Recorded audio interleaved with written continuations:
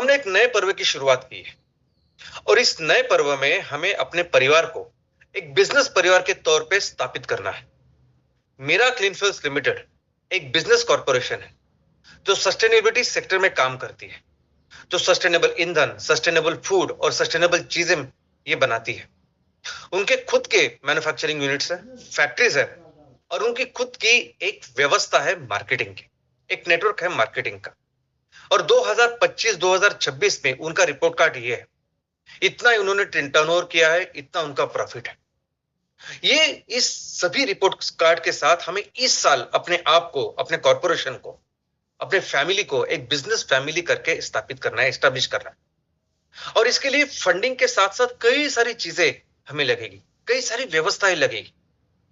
आने वाले दिनों में भी एक सबसे इंपॉर्टेंट काम यह होगा कि सभी ये चीज जो है, एग्जीक्यूशन का सब कुछ काम सिर्फ प्रोफेशनल करेंगे, प्रोफेशनल और एक्सपर्ट्स करेंगे। और एक बहुत महत्वपूर्ण चीज है जिसकी व्यवस्था हमें बदलनी है और वो है एडमिनिस्ट्रेशन। दोस्तों, आज एक बहुत बड़ा ऐसा कम्युनिकेशन गैप बन चुका है। यानी हमें, हमारे परिवार के जितने भी सदस्य हैं, उद्योजक हैं, वो आसानी से मैनेजमेंट या एडमिनिस्ट्रेशन से बात नहीं कर पाते, कम्युनिकेट नहीं कर पाते। उनके बिजनेस आइडियाज हो या उनका बिजनेस का एग्जीक्यूशन हो या उनके कुछ ग्रीवेंसेस हो, उनको कुछ कहना हो, तो आज वो कर नहीं पा रहे। लेकिन ये सब व्यवस्था भी बदलने वाली। अभी इस तरह का एडमिनिस्ट्रेशन, इस तरह का कम्युनिकेशन हमारे एमसीएल में आपको दिखाई देगा कि जैसे किसी दूसरे कॉर्पोरेट कंपनी में दिखाई देता है। जो सर्विसेज, जो सेवा आपको दिखाई देती है किसी दूसरी कंपनी में, वैसे ही सेवा, वैसे ही टाइप का कम्युनिकेशन, एडमिनिस्ट्रेशन और मैनेजमेंट आपको एमसीएल में दिखेगा। और दोस्तों, ऐसे ही ये काम भी होगा प्रोफेशनल और एक्सपर्ट्स इनके द्वारा। और ऐसे ही लोगों के साथ ही हम बिजनेस भी एस्टैब्लिश करेंगे और इस साल हम अपने आप को एक बिजनेस ऑर्गेनाइजेशन करके भी एस्टैब्लिश करेंगे। दोस्तों, फंडिंग के बारे में फिर से मैं एक बार बताना चाहूंगा। हमने 25 एमसीएनजी प्रोजेक्ट, 200 एमकोल प्रोजेक्ट और हमारे हर सदस्य के लेवल पे हमें जो बिजनेस का निर्माण करना है, उन सभी के लिए इस फंडिंग की व्यवस्था की है। अब जैसे जैसे ये प्रोजेक्ट एग्जीक्यूट होंगे, जैसे जैसे हम बिजनेस का काम करेंगे, ये सभी फंडिंग आपके सामने आएंगी। और दोस्तों, एक बात हमेशा हमें याद रखनी है कि ये जो फंडिंग है, ये एक डेट है, लॉन्ग टर्म डेट, यानी कर्जा है जो कम इंटरेस्ट रेट पे हमें अवेलेबल हुआ है। और इसका मतलब यह है कि हमें मेहनत करके, काम करके, बिजनेस करके प्रॉफिट द्वारा इस कर्ज को चुकाना है। लेकिन एक ऐसी व्यवस्था है कि ये अभी चलती रहेगी। ये सिर्फ अभी ये जो फर्स्ट ट्रांच या फर्स्ट फेज जो हमने कहा, उससे भी आगे जाके जितना भी हमारा पोटेंशियल है, उस पोटेंशियल तक हमें जितनी भी फंडिंग आनी चाहिए, वो सभी फंडिंग इस व्यवस्था से हमेशा आती रहेगी। और जहां तक लायबिलिटीज और रिपेमेंट का सवाल है, तो दोस्तों इसके लिए एक टीम है, जो टीम इसके ऊपर काम कर रही है और उन्होंने एक व्यवस्था बनाई है। और वो व्यवस्था ये है कि हर हफ्ते, हर गुरुवार को हम ये लायबिलिटी के लिए डिस्बर्समेंट करेंगे। हर हफ्ते करेंगे, हर गुरुवार को करेंगे। जिस गुरुवार अगर कोई पब्लिक हॉलिडे है तो नेक्स्ट वर्किंग डेज में करेंगे। लेकिन जल्द से जल्द हमें पूरी लायबिलिटीज और रिपेमेंट भी पूरी करेंगे।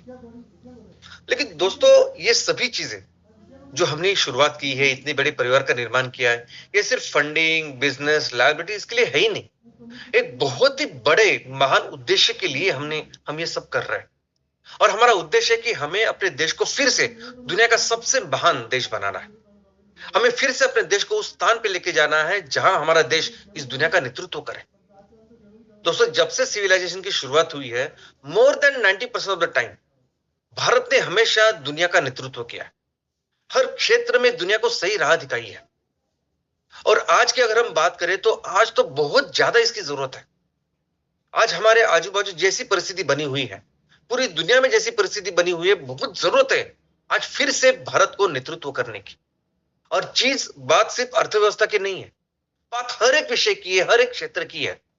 और सिर्फ भारत ही क्यों कर सकता है ये? क्योंकि भारत के पास वो ज्ञान है, भारत के पास वो परंपरा है जो शायद किसी दूसरे देश में इतना इवॉल्व नहीं है।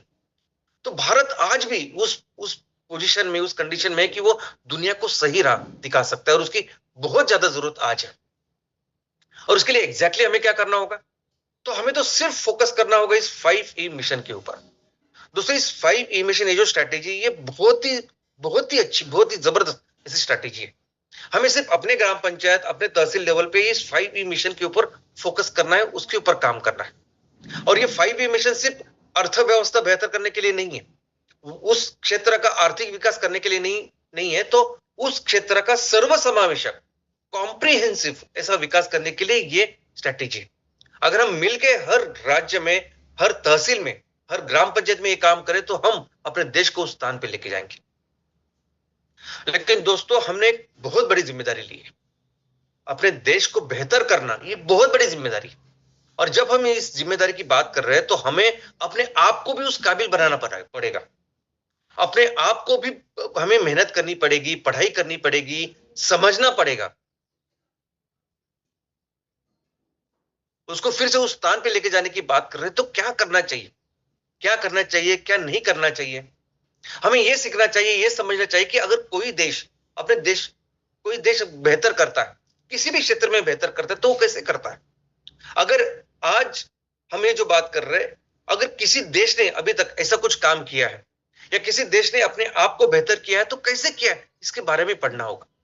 और सबसे अच्छा सोर्स ये समझने के लिए अगर कोई है तो वो है इतिहास।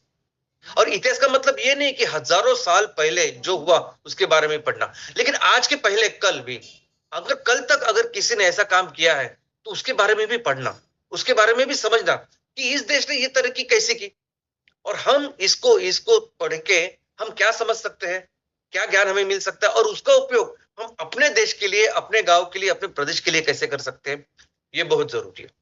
तो दोस्तों, ऐसा ही एक एग्जाम्पल आज हम देखने वाले हैं, और वो एग्जाम्पल है चीन का। चीन कोई महान राष्ट्र नहीं है, चीन हमारा आदर्श भी नहीं है।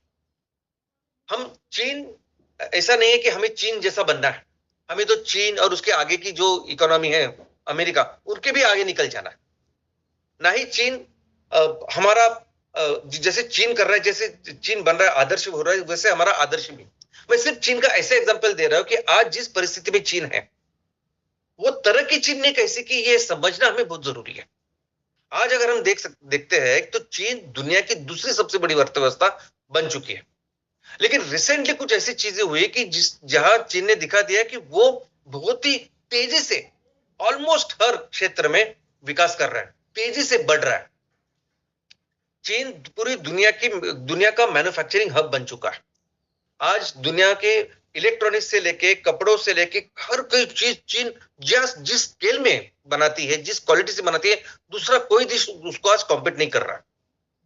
इनफैक्ट रिसेंटली जो ट्रेड वॉर हुआ अमेरिका और चीन के बीच में, अभी इस ट्रेड वॉर में इसकी शुरुआत की अमेरिका ने।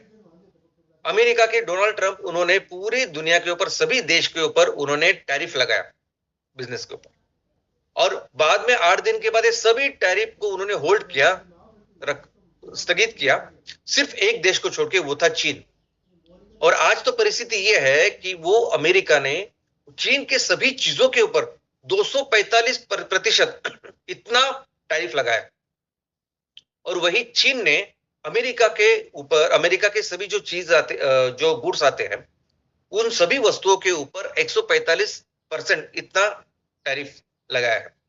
तो उन दिनों से अभी पूरी दुनिया में हम देख सकते हैं कि ये चीन और अमेरिका, इनका ये ट्रेड वॉर या टैरिफ वॉर शुरू हो चुका है, और इसके कई सारे परिणाम हम देख रहे हैं। लेकिन इन सभी वॉर में अगर कोई एडवांटेजेस पोजीशन में है तो चीन है।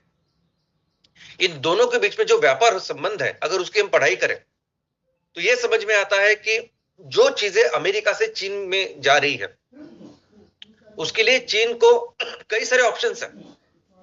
मैक्सिमम जो बल्क है वो एग्रीकल्चर बेस्ड है, तो वो चीन शायद किसी दूसरे देश से ले सकता है।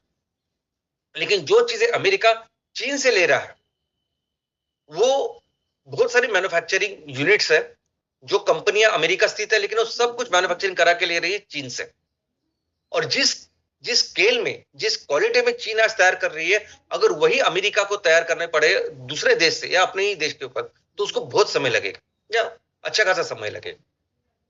लेकिन बात सिर्फ इतनी नहीं है, बात ऐसी है कि कुछ चीजें तो ऐसी है कि जिसके चलते अमेरिका पूरी तरह से 100% डिपेंडेंट है चीन के ऊपर, और वो है कुछ क्रिटिकल मिनरल्स, वो है रेयर अर्थ। ये ऐसे मिनरल है कि जिनसे स्ट्रॉन्ग मैग्नेट्स बनते हैं, ये ऐसे मिनरल है कि जिसमें बहुत स्ट्रॉन्ग ऐसे सेमीकंडक्टर बनते हैं, और इसकी मोनोपोली है चीन के पास। और ये लगते हैं आपके रोबोटिक्स में, इवन जेट फाइटर्स ऐसे विमानों में लगते हैं। तो अमेरिका वैसे डिपेंडेंट है चीन के ऊपर। तो ये जो परिस्थिति है अभी, अगर आज हमें ये डिस्कस नहीं करना है कि आने वाले दिनों में क्या होगा, कौन आगे जाएगा, कौन सुपर पावर बनेगा, या कौन बड़ी इकोनॉमी बनाना, हमें उससे कुछ लेना देना नहीं है। हमें सिर्फ ये सीखना है कि चीन ने ऐसी प्रगति कैसी की, और वो क्या कारण थे कि चीन इतना बेटर काम कर रहा है। अगर हम इसके बारे में पढ़ाई करें, या आप इंटरनेट पे जाके अगर इसकी रिसर्च करें, सर्च करें, गूगल करें कि चीन के आज जो प्रगति हो रही है, चीन जो दूसरी बड़ी व्यवस्था बन चुकी है, उसका कारण क्या है, तो कुछ कारण आपको ऐसे दिखाई देंगे। नंबर 1 सबसे इंपॉर्टेंट कारण आपको दिखाई देगा, वो है लेबर फोर्स। चीन की जो लेबर है वो डिसिप्लिन्ड है, वो एफिशिएंट है और लो कॉस्ट है। दैट इज नंबर 1 कारण। दूसरा कारण है इंफ्रास्ट्रक्चर, कि चीन ने जो कुछ इंफ्रास्ट्रक्चर आज की तारीख में तैयार करके रखा है, यानी रोड्स, रेल और पोर्ट्स, ये इतना जबरदस्त उन्होंने तैयार किया है कि इमीडिएटली लेवल पे वो मैन्युफैक्चरिंग करके किसी भी देश में वो पहुंचा सकते हैं। तीसरा टेक्नोलॉजी, टेक्नोलॉजी भी चीन बहुत अच्छा काम कर रहा है, बहुत इनोवेशन टेक्नोलॉजी में चीन कर रहा है। और चौथा कारण है गवर्नमेंट की पॉलिसी। आज चीन के साथ व्यापार करना बहुत ही आसान है, चीन में निवेश करना बहुत ही आसान है, तो ऐसी पॉलिसी उन्होंने बना के रखी। तो ऐसे कुछ कारण आपको दिखाई देंगे, और आपको यह भी दिखाई देगा कि चीन का जो ये विकास हुआ है, ये जो ग्रोथ उन्होंने की है, वो तो पिछले 30 सालों में की है। पिछले 30 सालों में एक्चुअली चीन इतना फास्ट, इतना डेवलप हो चुका है। लेकिन दोस्तों, ये पूरी जो कहानी है, ये चीन की ग्रोथ की जो कहानी, उसमें ये जो कारण है, ये जो कारण सिर्फ सुपरफिशियल है। जो असली कारण है कि जिसकी वजह से चीन आज इतनी प्रगति कर रहा है, वो इसके बहुत बियॉन्ड है, और बहुत बेसिक, बहुत इंपॉर्टेंट ऐसे कारण है, वो समझने चाहिए। और ये जो पूरी कहानी, ये सिर्फ 30 साल की नहीं है, ये 30 और उसके पीछे के 30, इतनी बड़ी ये कहानी है, समझते हैं। दोस्तों, ओईसीडी नाम का एक संगठन है पूरी दुनिया में। ओईसीडी ये संगठन पूरी दुनिया के जो सबसे अमीर, सबसे डेवलप्ड ऐसे देश है, उनका संगठन है। और उनके प्रमुख अर्थतज्ञ एंगस मैडिसन, उन्होंने एक किताब लिखी है, वर्ल्ड इकोनॉमी। अभी इस किताब में उन्होंने इस पूरे चीज को, इस पूरे प्रोसेस को डिटेल में लिखा है। उन्होंने कहा है कि जब चीन की शुरुआत हुई, एक्चुअली भारत और चीन की शुरुआत एक ही समय पे। भारत की शुरुआत कब हुई? तो भारत की शुरुआत 1947 में हुई, हमें आजादी मिली। उसके पहले ब्रिटिश रूल था, तो 1947 के बाद भारत की शुरुआत हुई। वैसे ही चीन की शुरुआत 1949 में हुई। 1949 के पहले चीन के अंदर बहुत सिविल वॉर था, इतना भयंकर। 1949 में पहली बार पीआरसी की स्थापना हुई। पीआरसी यानी पीपल्स रिपब्लिक ऑफ चाइना की स्थापना हुई, और उसके बाद चीन की शुरुआत हुई। लेकिन इन दोनों की जब शुरुआत हुई, तो इनका कंपैरिजन अगर हम करेंगे, तो भारत बहुत एडवांटेजेस पोजीशन में था। अगर हम 1950 की बात करें, तो भारत के पास जो रेल नेटवर्क था, रेलवे का नेटवर्क था, वो चीन से 3 गुना था। चीन हमसे 3 गुना बड़ा है आकार मान में, लेकिन वहां जितना रेलवे था, उससे 3 गुना रेलवे नेटवर्क भारत में था। भारत में कई सारी इंडस्ट्री की शुरुआत हो चुकी थी, और यहां तो चीन में कुछ भी नहीं था, नामो निशान नहीं था किसी इंडस्ट्री का। वहां यहां जो आयुर्मान था, या एवरेज लाइफ एक्सपेक्टेंसी जिसे बोलते हैं भारत में, वो चीन से 5-6 साल ज्यादा थी। यानी अच्छी खासी जिंदगी थी कंपेयर टू चीन। महिलाओं का इतना बुरा हाल चीन में था, आज हम जो तालिबान में देखते हैं, उससे बहुत भयंकर। इनफैक्ट ये किताब में एंगस मैडिसन ये लिखते हैं कि उन दिनों 1950s में उस टाइम के जो सबसे अनडेवलप्ड ऐसे अफ्रीकन देश थे, और उसके बाकी सभी इंडेक्सेस, सिर्फ अर्थव्यवस्था नहीं, बाकी सभी ह्यूमन इंडेक्स में चीन इतना खराब था कि सबसे बैकवर्ड ऐसे देश से भी खराबी चीन में थी। तो फिर इस आगे जैसे चीन की शुरुआत हुई, तो पहले 30 साल चीन ने एक स्टेडी ग्रोथ की। 30 साल लगे चीन को भारत के लेवल पे पहुंचने के लिए। 1950 से लेके 1980 तक, यानी इस 30 साल में चीन ने जो प्रगति की, तब वो भारत के समान में पहुंचा, और वो था 1980 में। तो 1980s में भारत और चीन ऑलमोस्ट सिमिलर सेम लेवल पे थे। लेकिन इस 30 साल में अब चीन ने सिर्फ आर्थिक प्रगति नहीं की, चीन ने कुछ ऐसा काम किया कि चीन ने ये जो प्रगति आज हम देख रहे हैं उसके लिए बहुत जबरदस्त ऐसे फाउंडेशन का निर्माण किया, ऐसा फाउंडेशन कि जिसके चलते फिर चीन ने इतनी बड़ी इमारत तैयार की। और वो क्या था? तो वो था कल्चरल रिवॉल्यूशन। दोस्तों 1950s में चीन के लोग बहुत ही भयंकर थे, कोई कोई एजुकेटेड नहीं था, सब ड्रग एडिक्टेड थे, पूरा डिस्क्रिमिनेशन था, महिलाओं को तो पूरा कुछ सिविल राइट्स नहीं थे, कुछ भी नहीं था। ऐसे इसमें 30 साल में सबसे पहला फोकस जो चीन ने किया वो अपने लोगों के ऊपर, अपने समाज के ऊपर, और उस लोगों में, उस समाज में कुछ संस्कृतियों का निर्माण किया, कुछ संस्कृतियां बनाए कि जिसके चलते वो आज यहां तक पहुंचा है। सबसे पहले चीन ने क्या किया? तो एक सिंगल मोस्ट इंपॉर्टेंट थिंग अगर चीन ने कुछ की होगी तो वो थी शिक्षा, एजुकेशन। चीन ने सबसे ज्यादा काम अगर उस 30 साल में कुछ किसी चीज के ऊपर किया हुआ तो वो था एजुकेशन, पढ़ाई, साक्षरता मिशन, बहुत ही स्ट्रॉन्ग एंटी इलिटरेसी कैंपेन ऐसा उन्होंने चलाया। दोस्तों ऐसा देश जहां जिनकी इकोनॉमी बहुत ही लो है, ऐसी परिस्थिति में अगर आप एजुकेशन के ऊपर, पहले तो एजुकेशन के ऊपर अगर काम करते हो तो ये कुछ बिजनेस सेंस नहीं, उससे थोड़ी आपको प्रॉफिट मिलता है, उसे प्रॉफिट नहीं मिलता।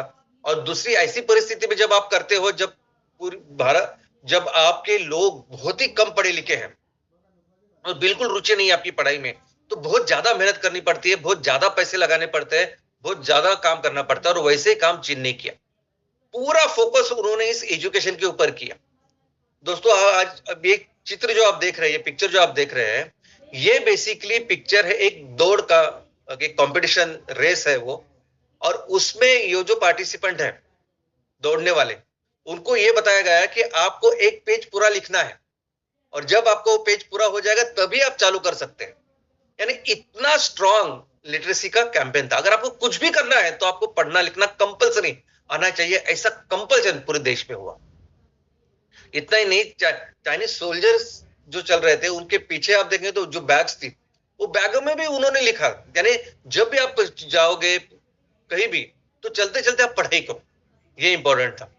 ऐसे बच्चे जो स्कूल नहीं जाते थे, जो कुछ नहीं, तो वो जो कुछ कर रहे थे वहां आपको पढ़ना है। अब आप देख सकते हैं कि ऐसे बच्चे जो गाय भैंसे या बकरियां चरा रहे हैं, वहां भी चराते चराते आप पढ़ो, लेकिन पढ़ना जरूरी है। इनफैक्ट वो समय ऐसे था कि जो कुछ देश में चलता था, कुछ प्ले चलते थे, सिनेमा चलते थे, सबसे महत्वपूर्ण थीम कोई कोई थी तो वो थी साक्षरता। हर पॉसिबल वे में उन्होंने साक्षरता का प्रसार किया। और यही नहीं कि जो जो लोग इसको बताते थे वो उसके बाद पढ़ाते भी थे, खुद भी पढ़ाते थे, पढ़ते थे, पूरी तरह से कंपल्सन था, और वो पढ़ाते भी थे। तो पूरे देश में एक ऐसा माहौल बना। और दोस्तों जिस तरीके से उन्होंने ये काम किया 30 सालों में, तो ये पढ़ाई, ये पढ़ना, ये उनका भी कल्चर बन चुका है।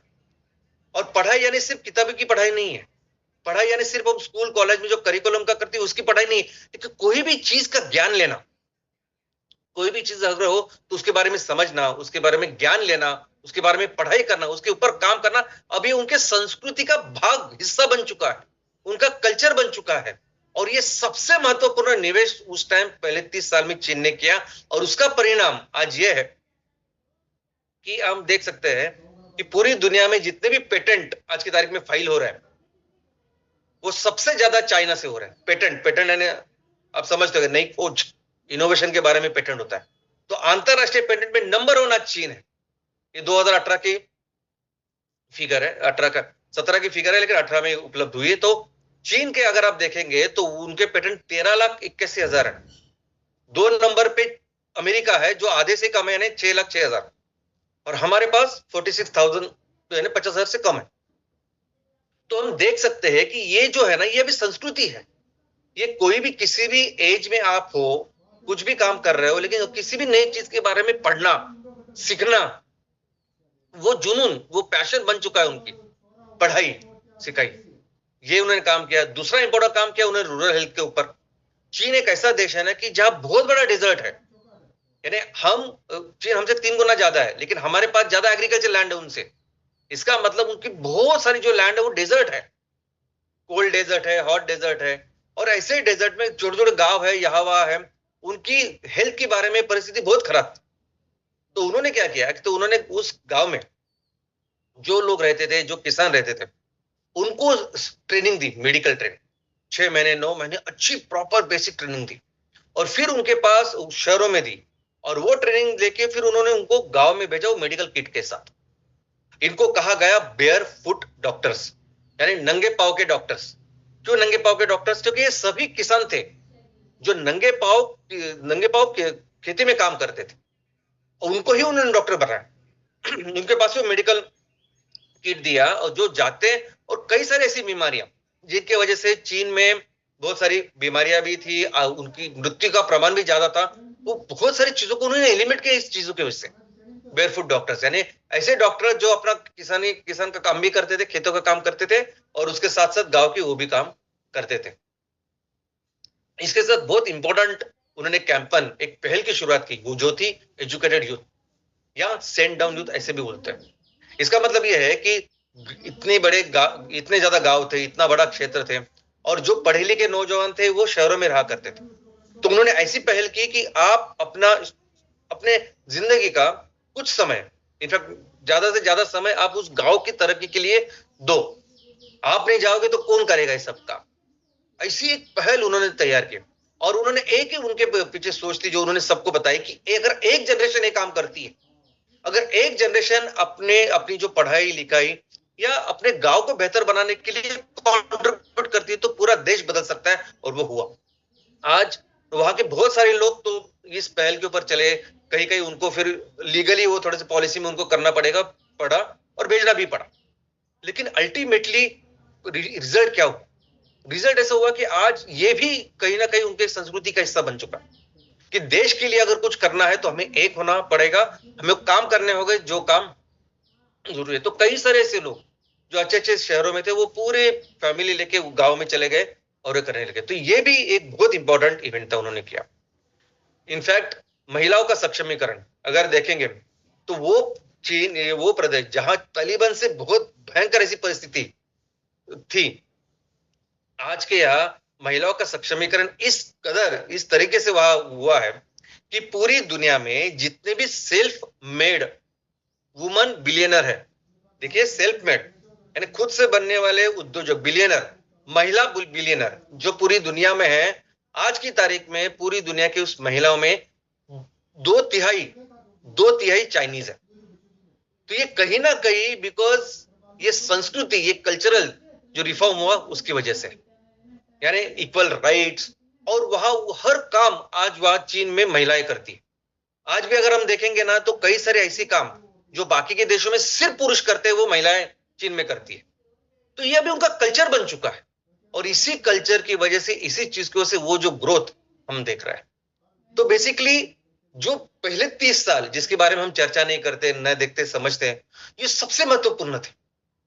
चीन ने क्या किया? अपने लोगों के ऊपर निवेश किया, अपने समाज के ऊपर निवेश किया, और ये जो लोग हैं ना, यही बेसिकली देश को बनाते हैं।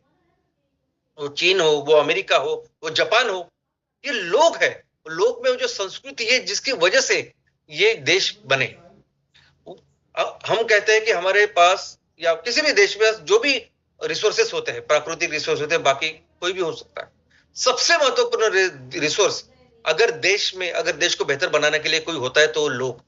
इस आज के वेबिनार में सबसे महत्वपूर्ण पॉइंट जो मैं आपको बताना चाहता हूं तो वो ये है, सबसे महत्वपूर्ण होते हैं लोग जो देश को बनाते हैं। सबसे महत्वपूर्ण रिसोर्स होता है लोग जो देश को आगे बढ़ा सकते हैं। और इसीलिए उस 30 साल में आप देख सकते हैं कि ऐसा समाज जो पूरा डिसीजन था, जो डिस्क्रिमिनेशन था, जहां ग्रुपिज्म था, जहां ड्रग एडिक्शन बहुत ज्यादा था, पढ़ाई बिल्कुल नहीं थी, ऐसा समाज, और जो बहुत वायलेंट था, सिविल वॉर सब चल रहे थे, ऐसा समाज फिर उन्होंने इस समाज में तब्दील किया जो एजुकेटेड है, जो इक्वल है, जो यूनाइटेड है, जो सेल्फ अवेयर है, डिसिप्लिन है। और इस समाज की वजह से आज वो देश की तरक्की जो है वो हम देख रहे हैं। तो दोस्तों बेसिकली लोग जो है उन्होंने ही सब कुछ इस बदल को किया है। यही आज की सीख है। और ये जो काम हम कर रहे हैं, देखो 5E मिशन जो बेसिकली जो हमारी स्ट्रैटेजी है, वो कुछ ऐसा नहीं है, वो कुछ ऐसा एक्शन प्लान नहीं है कि हम हमारे ऑफिस में बैठेंगे और वो एक्शन प्लान बनाएंगे बिजनेस का और आपको देंगे और बताएंगे कि ये काम करना है करके। बिल्कुल नहीं। 5E मिशन तो एक प्लेटफॉर्म है, एक प्लेटफॉर्म है लोगों का, एक प्लेटफॉर्म है लोगों का, जहां लोग अपने उस इलाके को, अपने उस एरिया को, क्षेत्र को बेहतर बनाने के लिए सुजलाम सुफलाम बनाने के लिए क्या एक्शन प्लान होना चाहिए, ये लोग डिसाइड करें। 5E मिशन तो एक ऐसा प्लेटफॉर्म है कि जहां कम से कम 60% लोग इकट्ठा आए और अपने क्षेत्र को बेहतर बनाने के लिए क्या करना चाहिए उसके ऊपर काम करें। एक ऐसा प्लेटफॉर्म है जो लोग बनाएंगे, लोगों के लिए बनाएंगे, और वो लोगों का ही होगा। और दोस्तों, जहां तक संस्कृति की बात है ना, हम उस देश में हैं, हमारा वो देश है ना, कि हमारे लिए देश के लिए कुछ करना, ये हमारे खून में है, ये हमारे जज्बे में है। यानी हमने जब जब ब्रिटिशों का रूल था, हमने हंसते हंसते गोलियां खाई, फांसी के ऊपर चढ़ गए। ऐसा हमारे अंदर जुनून है जो सिर्फ हमें एक प्लेटफॉर्म के ऊपर लेके आना है। दोस्तों, 5E मिशन वो चीज है कि हमें बस उस जोत को जलाना है जो ऑलरेडी है। जिस जिस कल्चर ट्रांसफॉर्मेशन का हमने देखा एग्जांपल चीन में, अगर हम अपने कल्चर की बात करें तो हमारी परंपरा है, हजारों सालों का हमारी परंपरा है। हमें सिर्फ हर माइंड में, हर व्यक्ति में उस जोत को जलाना है। बस उस जोत अगर हम सब में जला पाए तो मिलकर एक बहुत बड़े क्रांति का निर्माण होगा। और यही क्रांति हमें अपने देश को दुनिया के नंबर वन अर्थव्यवस्था, नंबर वन देश बनाएगी, और हमारा देश फिर से उस स्थान पे जाएगा जहां हमारा देश दुनिया का नेतृत्व करेगा, दुनिया को एक सही राह दिखाए।